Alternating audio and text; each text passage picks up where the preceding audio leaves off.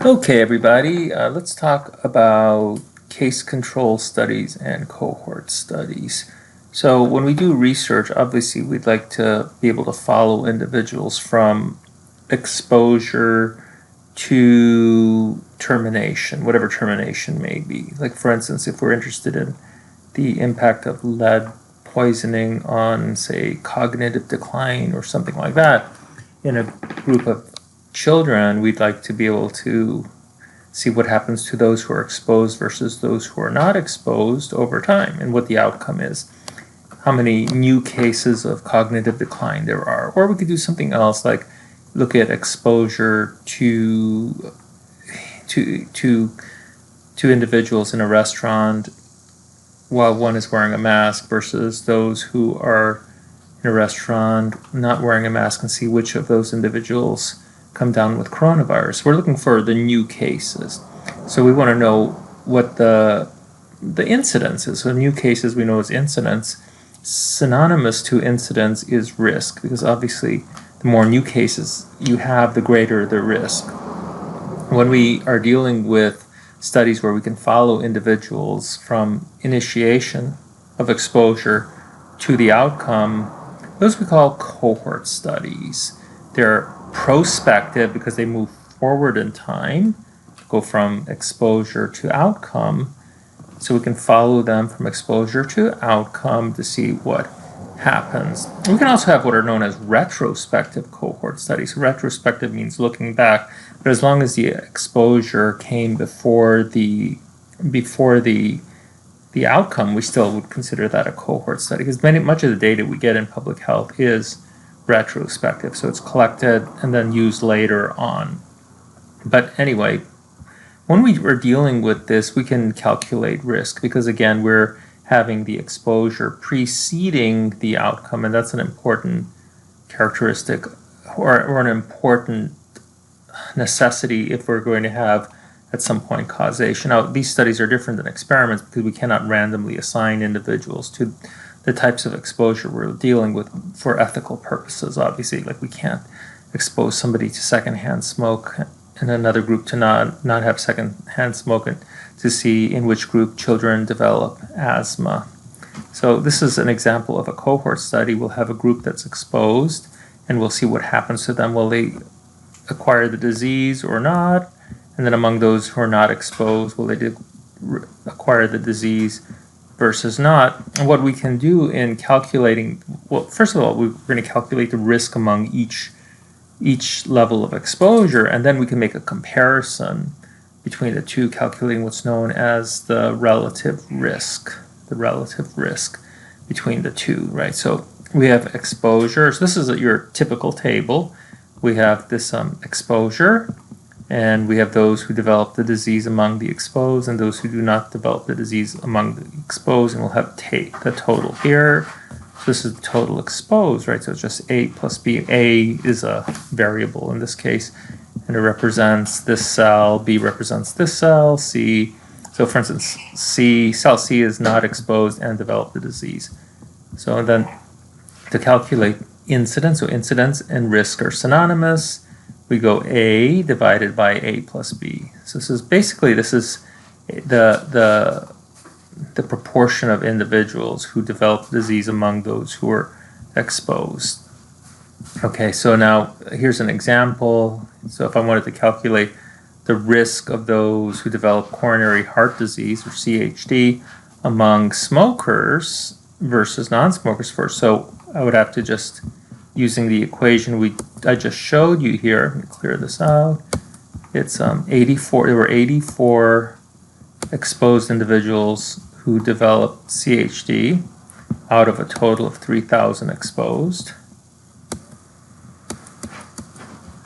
That would give me 0.028. Now I'm not multiplying this by anything at this point, because this case, and of course if I want to communicate this, I might say per 1,000 individuals, and I'd multiply this by 1,000, and I'd get 28 per 1,000. So I could do that, right?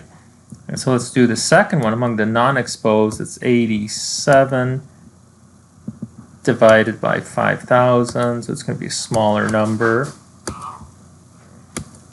0.0174. All right. So if I wanted to get the relative risk, then relative risk now is the risk among the exposed divided by the risk among those who are not exposed. So that's what would be my next step here, would be to calculate that. So I'm gonna, so we have, let's do this again, but now I'm gonna split my screen real quickly here and pull up Excel. I like to use Excel for a lot of these calculations. So here we have, I'll call this plus for having the disease. Oops, you know, I forgot Excel does not like when we do this. It immediately thinks we're doing an equation. Positive. We have disease negative. Disease negative. And also, you know, it's truncating these for me, so I'll just click these to get a little more space here. So I have 84 in the disease positives among, so we'll call these exposed. Oops. Over here, exposed. And look at my typing today, it's awesome, huh?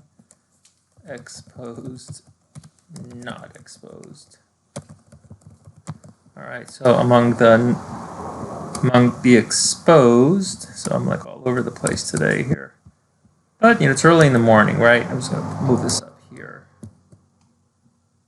There you go. So we had 84 and then 87, and then I'm just going to see what our total is. I just really need our totals here. Totals are 3,000, 3,000, and 5,000. 0. Okay, so we had the risk, so we can calculate the risk here. I was going to say risk. So if you're not used to Excel, Excel can do everything. You just start with an equal sign. That'll start your building your equation. So I'm going to take whatever's in cell D6. So it says D6. I'm going to divide that by whatever's in cell D26 and F26. I'm going to hit enter, and that gives me this value. That's what we calculated before. Now, this is what's cool. If I drag this down, just take this little corner here and drag it down, it'll do the same for the next cells down. So these are our two risks. So now I want the relative risk. So I'm going to divide what's in this cell, and I use the universal symbol for division, by what's in that cell, and this is my relative risk. I get 1.61. Now, when I'm reporting things, I report to three significant figures, so there'll be 1.609 in this case. If I wanted to do it to 2, it would be 1.61. In the calculation, it doesn't matter what I use. Let's go back to we'll maybe get back to Excel later if I need it. So relative risk of 1 means there's no effect of exposure on disease, because it means the risk is equal among those exposed and those who are not exposed. If the relative risk is greater than 1, we have exposure being related to the disease. If it's less than 1, then exposure is protective, which I don't think would usually happen, but you never know. Could be exposed to something good like vitamin D during the coronavirus crisis. Now, whenever we report a point estimate, we call these point estimates like a relative risk or odds ratio in a moment, we like to provide a confidence limit around it. The confidence limit tells us how confident we are in that estimate as being representative of the population as a whole. When we do statistics, we're interested in the population as a whole, not just our sample. However, because we're not always able to attain data from every person in the population, we have to deal with samples. Samples are smaller units of the population, and they can vary in size. And when we get to stats, I'll show you how to actually calculate the size you need for confidence intervals, etc. But that's not for this course. Our equation for a confidence interval is whatever our point estimate is, plus or minus a margin of error. So plus or minus because the point estimate is right in the middle.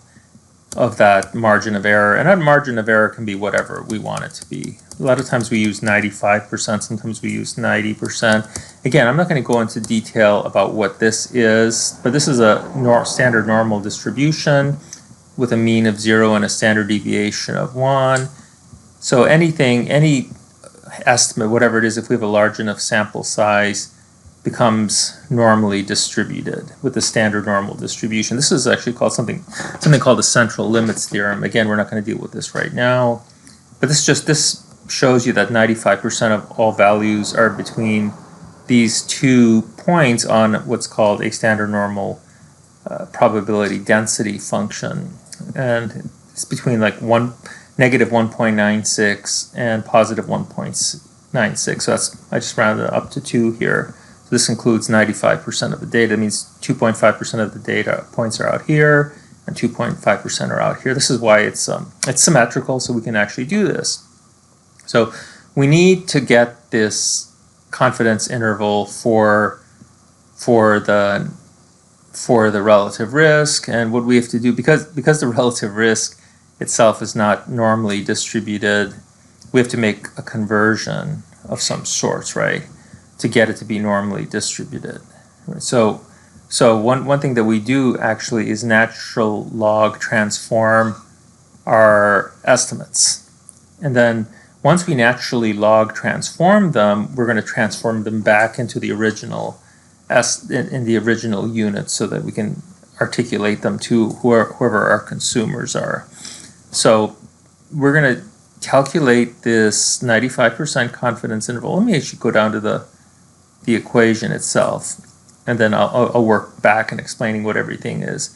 So like I said, we have to take this because of its lack of, one thing we do is when we do a natural log transformation, we tend to change the distribution we'll kind of flatten it so it makes it more normal. So this is one of the ways individuals deal with data that are not normally distributed.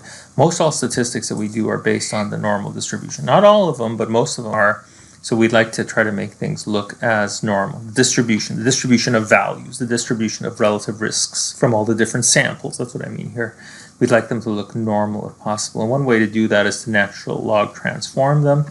So once we're in this scale, we can add and subtract our margin of error. So this massive equation here is for our margin of error. We're going to go over this, so don't panic at this point. But this is already in this natural log scale.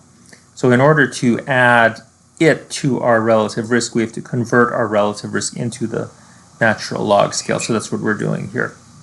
So the natural log, well, what is the log? The log of a number is the power to which the base is raised. So this is the base. So this is the natural log of our number. It has a base e, so it's the power to which e is raised to return n. So e to the p equals n.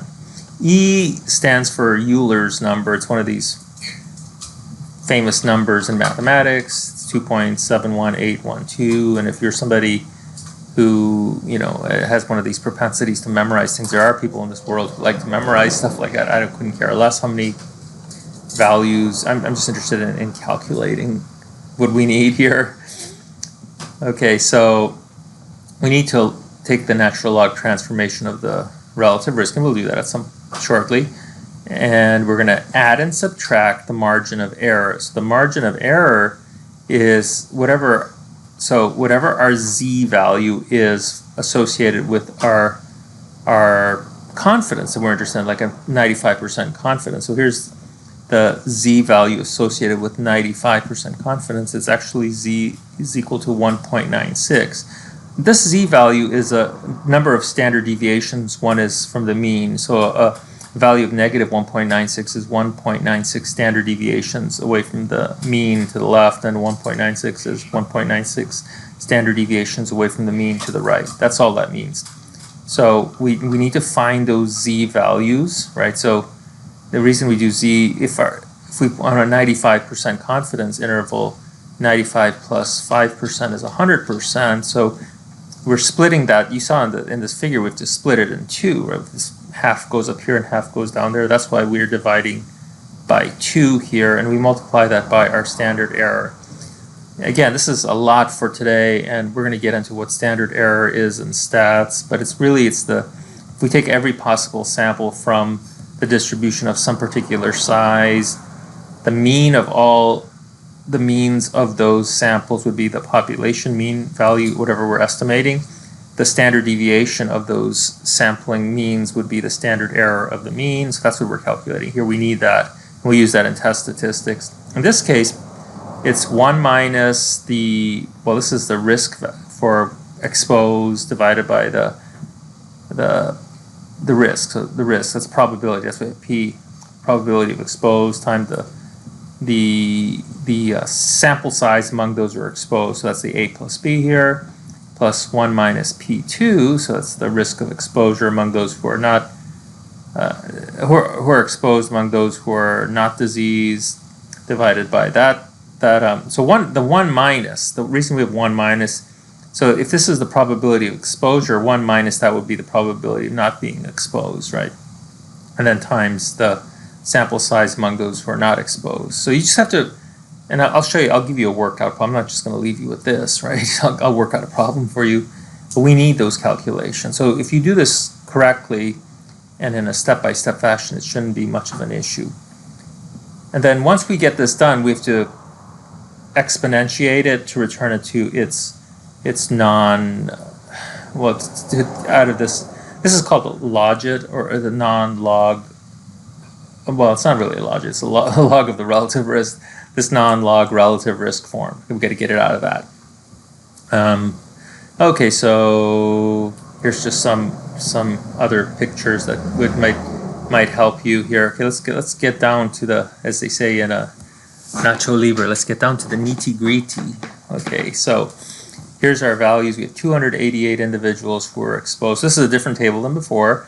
And we have 312 who are not exposed. Among the exposed, there were 112 CHD cases. Among those who were not exposed, there were 88. Okay, so these values here are called marginal values, and there's 600 total cases. That's not much of an issue here, but just you should know the language here. So let's calculate the risk of coronary heart disease, CHD, among those who are exposed. So it's going to be 112 divided by 288. So you have 39% who are exposed to whatever the exposure risk factor, I believe it's smoking here, will develop CHD. And then among those who are not exposed, it's 88 divided by 312, which is 0.282. All right, so if we take the ratio of those risks, it's 389 divided by 282, we get 1.379. And we'll interpret this all in a moment. I'm not going to deal with this right now. I should say so I have this all here under odds, so I'm glad I have time to fix that, because the calculations are very similar between odds and risk. This is risk ratio, or relative risk, actually. Let's do that just to stay consistent. Risk. All right. So we got that, and then we want to calculate the 95% confidence interval. And your choice of confidence interval is very personal. The zeitgeist and the spirit of the times, as they say, is to do 95%. But you don't have to do that, but that's where we'll be. Okay, so we want to calculate this 95% confidence interval. We need to know what the relative risk is, and we got to add the margin of error to it and subtract the margin of error for it. So we need this standard error, right? Because that's part of the margin of error, right? Where m is equal to standard error times whatever the z value is, and we already know the z value is going to be 1.96. Positive to the right, negative to the left side of the mean. So the standard error, we have to just fill in the numbers. So we have most everything we need already, I think, right? See if I can see it all. Here you go. So 1 minus for the risk in group 1 on the exposed is 1 minus 0.389 divided by 0.389 times its sample size is 288, and here we go 1 minus 0.282 divided by 0.282 times its sample size, right? Okay, so here we get 0.611 divided by, this is actually an interesting number because this is down here, this denominator is what your expected value would be, like how many you would find, how many CHD cases you would find. This is what we call a binomial distribution. So in a binomial distribution, the expected value, binomial is a count of how many individuals you have with some outcome. So its expected value is the n, which is 288 times its probability. So we'd expect to have 112, right? Cases. So then we have p here is 0.611 divided by this 112, plus we do the same for the non-exposed, and we take the square root of, well, this sums up to 0.00922. We take its square root and we get 0.096022. So that's just a standard error. To get the margin of error, we need 1.96 times that, so it's 0.188203. So now let's return to our 95% confidence interval equation. We get natural log of the relative risk plus or minus the margin of error. So we need the natural log of the relative risk. The relative risk is 1.379. Its natural log. So in a calculator, it would look like ln. ln. I don't know if this shows it on this one. Let me see. Sometimes they don't. I wonder if, well, I'm not really sure where it would be. Well, this is a log, but I want the ln, natural log. I don't know. In your calculator, it'll show up as ln. So we need ln 1.379, and then we get this value 0.32135. So now we just put everything here, right? So it's the natural log of the odds ratio plus or minus the margin of error. So I put the natural log of the relative risk. So they say odds ratio, it should be relative risk. See, I'm glad I'm doing this right now. There you go. And plus or minus the margin of error. So let's separate that, because this is what you need to do.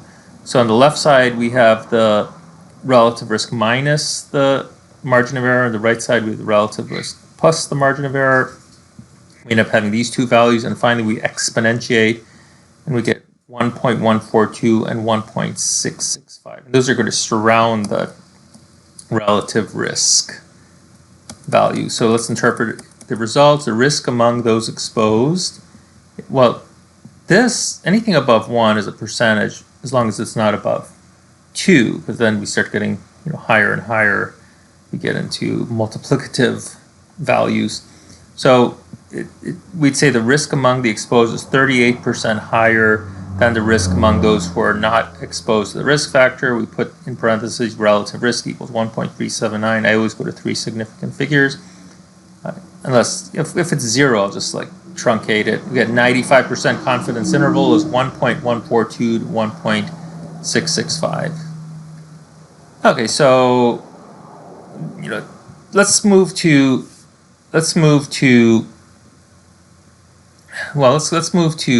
what are called case control studies. But I just want to talk a little bit about some of the advantages that we have between why we like using cohort studies. Cohort studies are great for many different reasons. I mean, we are able to determine precedence for one, but the problem is that they're very difficult to attain the data. They're expensive to attain the data, and we have to be able to follow individuals. We can't follow people too long because people change jobs.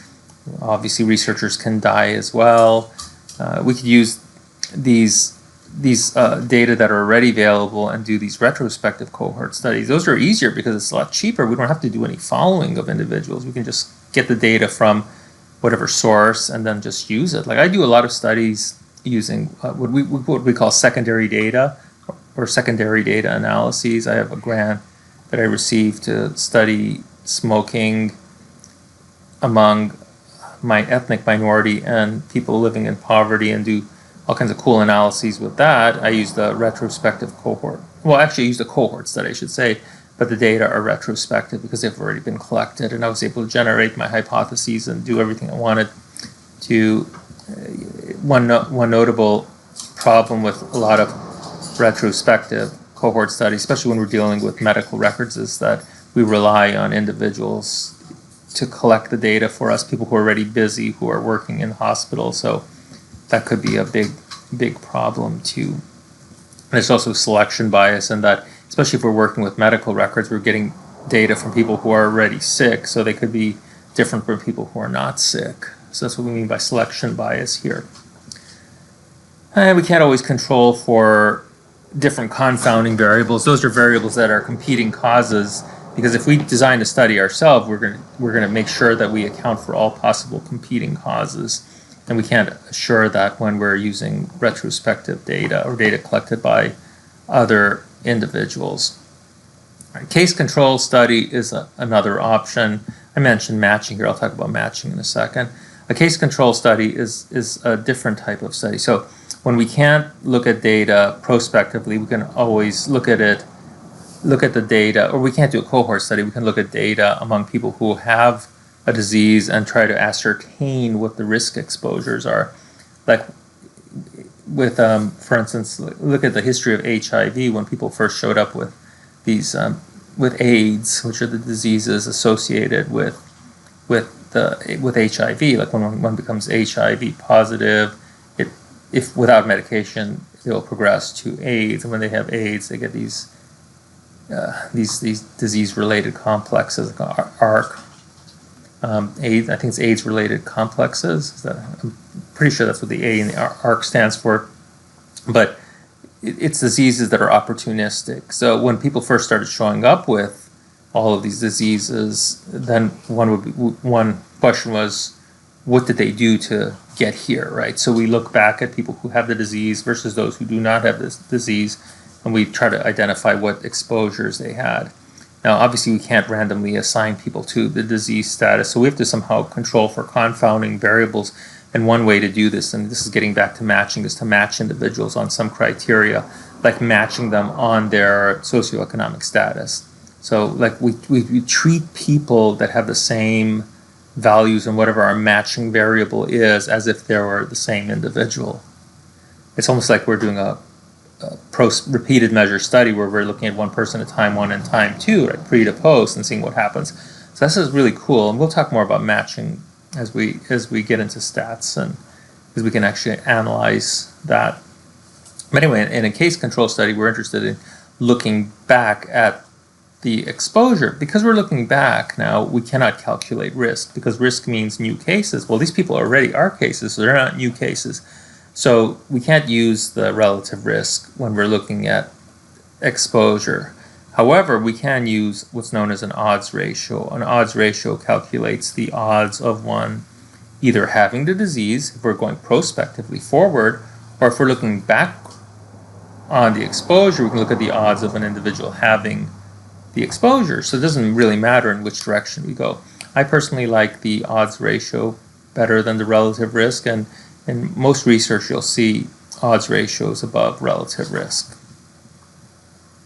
So what are the odds? The odds are the probability of success divided by the probability of failure. I'm not going to get into probabilities. I think I've already talked about them a little bit, and we'll talk about them again in stats.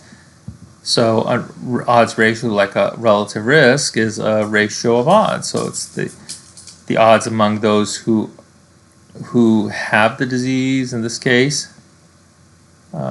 If we're looking forward, right, trying to see if exposure leads to disease, divided by the odds of those not having the disease, right? So here, that's why it says here, probability of. Oh, actually, let me go back in time again. This is actually looking at the risk of exposure among those who have the disease, and again, compared to those who do not have the disease. So that's why we're saying, what's the probability of success? Now, in probability language, you use success and failure a lot. Success, it means whatever we're interested in. It's not qualitative. It's not a qualitative comment about being diseased and having exposure. Like, we don't like people having disease. So it's the probability of success. In this case, success is being exposed divided by the probability of failure, not being exposed, right? And then that translates into, well, I'm going to show you an example, because when we divide by a fraction in the denominator, we flip that denominator over when we bring it up to the numerator and do the multiplication. So that's what this is showing here. So, but I'll show you an example. It's better. Okay, so let's calculate the odds. This is the same data that we use. These are the same data that we used before. So let's calculate the odds of exposure among CHD cases.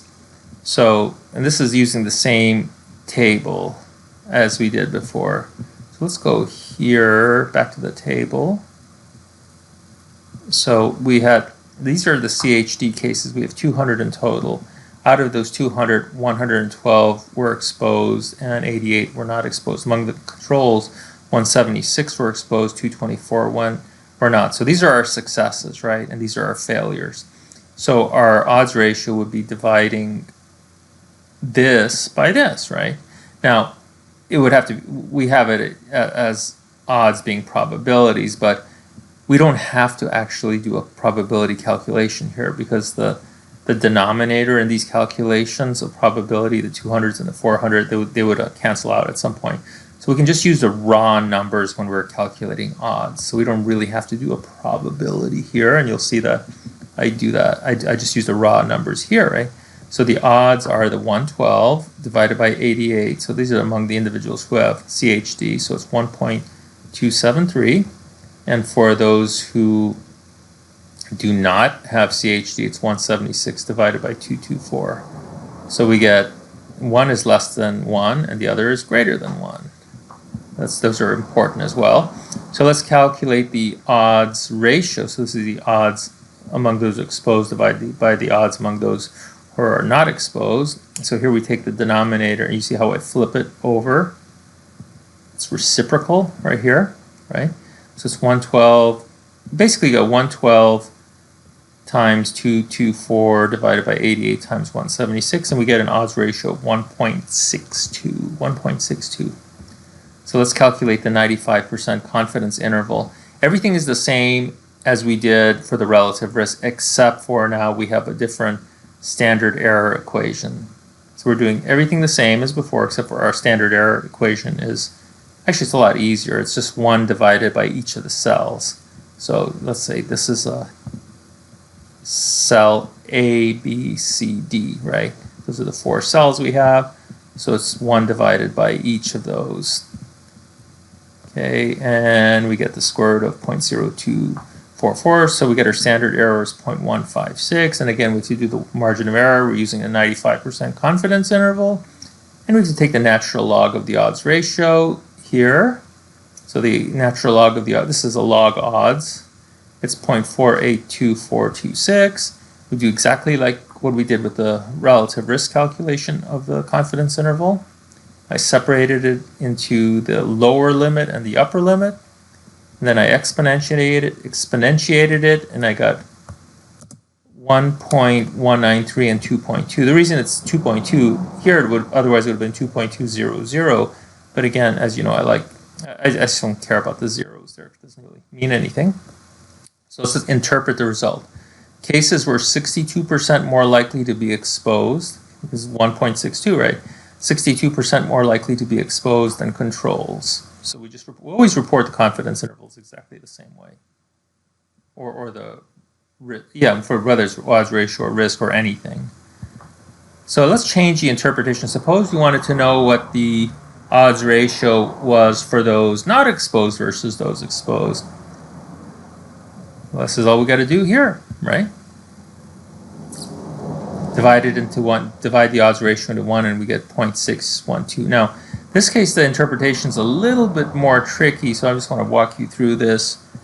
So we could say that this means that controls are, if we subtract this odds ratio from 1, right, we'll get 0.388, because 1 minus 0.612 is 0.388. We multiply that by 100 to get it in percentage. We'd say that this means the controls are 39% less likely to have been exposed in comparison to cases. Or we don't have to subtract it from 1, and we can just report it as it is because it's 0.612. We'd say, or you could say controls are 61% as likely. So there's less versus as likely, right? Have been exposed versus the comparison. All right, there's just some issues with these case control studies. One issue is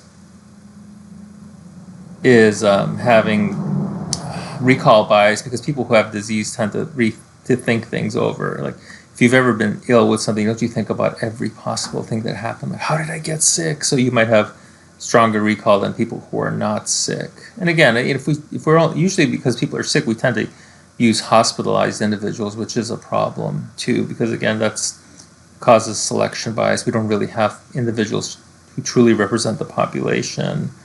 Matching helps, but it's really hard to match sometimes because you really want to match people not just on something like income, you also want to match them on the individual's biological sex, their ethnicity, whatever. The more matching variables you have, the more difficult it is to find individuals. So that's a problem. Last thing I just want to talk about is cross-sectional studies. So we've talked about all these prospective studies, whether prospective cohort or retrospective cohort or case control study. Those are all prospective in one way or another because we're always looking at people over time.